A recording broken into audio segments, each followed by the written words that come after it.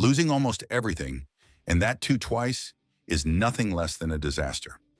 Yet twice in its history, Pepsi has stared straight into the eyes of death. Bankruptcy, collapses triggered by choices made inside the company itself. Decisions that were meant to help but went so terribly wrong they pushed Pepsi back toward the same pattern of doom. But what exactly happened? And why did a global giant walk the same path to collapse? Again, in the early 1930s, Pepsi wasn't a global name. It wasn't even a serious competitor. It was a struggling soda company, losing money faster than it could sell bottles.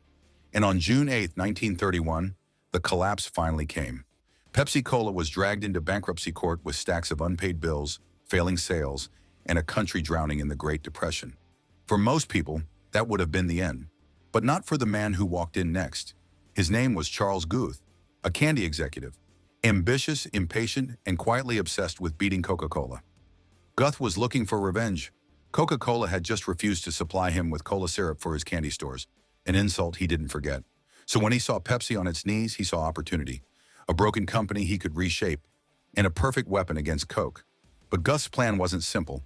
Pepsi's formula was inconsistent, production was messy, and the company had no money left to repair anything. If Guth wanted to bring Pepsi back from the dead, he had to solve one impossible problem first: the product itself.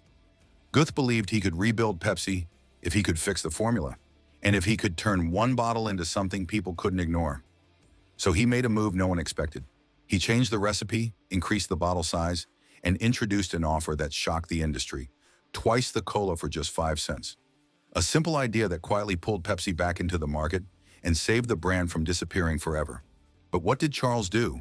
What exactly did he change? And how did cheap pricing almost start a cola war? Under his watch, Pepsi started growing again, climbing out of its grave one nickel at a time. Sales rose. The brand regained attention. And soon, something interesting began happening inside the company. Pepsi was learning a new identity, one built on risk, bold moves, and the belief that survival depended on doing what Coca-Cola wouldn't dare to try. Charles pushed aggressive price cuts. He approved the famous nickel-nickel campaign. He invested huge amounts into radio jingles when no one else believed ads could change anything. Executives began to admire the rush of taking chances. Marketing teams became louder, bolder, hungrier. Before long, Pepsi's own staff gave themselves a nickname. A small joke at first, but one that revealed everything. They called themselves the Gamblers. Because to them, risk was survival and their new identity. And this exact belief that bold risk could save Pepsi would return decades later. But in 1992, the consequences wouldn't be financial. They would be deadly. By the early 1990s, Pepsi found itself struggling again, this time in the Philippines. Market share was falling, Coke was everywhere, and young consumers were drifting away faster than Pepsi could react. To the executives watching the numbers sink, it felt like history repeating itself. And just like before, they believed one bold move could change everything. So the question inside Pepsi became simple. What's the one explosive campaign that could win the entire country back? The answer would become one of the most dangerous marketing ideas in corporate history. The plan was called Number Fever, a nationwide bottle cap lottery that promised ordinary people a life-changing prize: 1 million pesos, enough money in 1992 to rewrite someone's entire future. Pepsi expected excitement, higher sales, and a surge in popularity. What they didn't expect was what actually happened. Deep inside Pepsi's bottling plants, every bottle cap carried a printed number. Most numbers meant nothing. One number would be the jackpot. But one tiny printing error, one mistake in the automated system, was about to push the country toward chaos. On May 25, 1992, Pepsi proudly announced the winning number, and that number was 349. On the night the winning number was revealed, the entire country was watching. Pepsi believed they had just created one millionaire, but within minutes, phones started ringing. People ran to check their bottle caps. Pepsi hadn't created one winner. They had created hundreds of thousands. More than 800,000 people looked at their caps and saw the same number, 349, the number that was supposed to exist on only a handful of bottles. Crowds poured into the streets. People lined up outside Pepsi offices carrying caps, waving them, demanding their prize. Inside Pepsi's headquarters, panic took over, phones ringing nonstop, managers trying to understand how a controlled promotion had exploded into a national crisis. But in those meetings, Pepsi already knew something they immediately recognized and instantly feared. They knew exactly why this had happened, but instead of admitting it, they tried to hide the truth. A printing error inside the bottling system had created around 800,000 accidental duplicates of the winning number, 349. What began as confusion soon turned into something far darker. The day after 349 was announced, crowds were no longer just frustrated. They were furious. Protests erupted across the Philippines. But when Pepsi refused to pay, the protests escalated. Pepsi delivery trucks were attacked and burned on the streets. Factories were bombed. 5 people were killed. Dozens more were injured. Families begged Pepsi for compensation, not just for the lottery they lost, but for the lives that had been destroyed.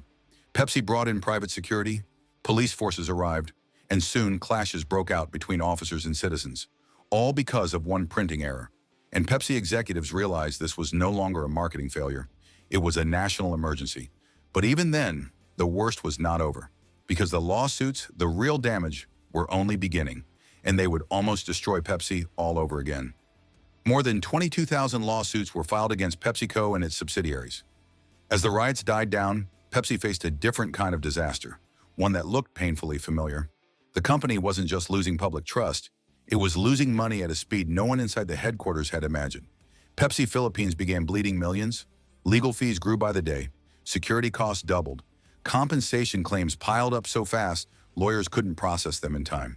Every peso that entered the company was swallowed by another lawsuit, another settlement, another emergency. And outside the office walls, the damage was even clearer. Stores pulled Pepsi products from shelves. Families refused to buy anything with the Pepsi logo. Drivers avoided Pepsi trucks for fear of getting attacked. The country wasn't just angry, it was boycotting the brand. Back in the United States, PepsiCo's senior executives held urgent meetings. Some argued the company should withdraw from the Philippines completely. Others warned that leaving would destroy any hope of rebuilding trust. Financial analysts went even further. They used a phrase no one thought they would hear again in Pepsi's lifetime: a potential regional bankruptcy. Once again, just like in 1931, Pepsi found itself standing on the edge of collapse. One more bad ruling, one more lawsuit, and history could have repeated itself entirely. Pepsi survived only because the courts eventually limited its liability, preventing the company from paying the full claims and allowing it to stabilize before it was too late. Looking back at Pepsi's history, something becomes clear.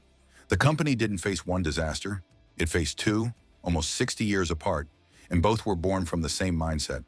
In 1931, Pepsi collapsed because of financial mismanagement and desperation, and the man who saved it, Charles Guth, did it by taking a bold gamble, a risky strategy that revived the brand at a moment when it should have died.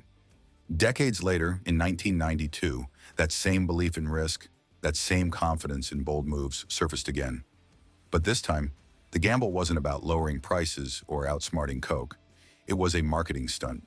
Two different eras, two different crises, but one pattern that connects them both. Pepsi thrives when it takes chances, and Pepsi almost dies when those chances go too far.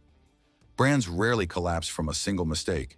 They collapse from habits, from ideas that go unchallenged, from the belief that risk is always the answer.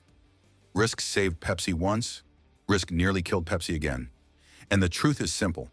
Innovation is not dangerous, ignoring consequences is. And twice in its history, Pepsi paid the price. But what do you think? What would happen if the next bold idea repeats Pepsi's most painful mistakes? Let us know in the comments below, and make sure to check out why our beloved Boeing chose money profits over their own passengers.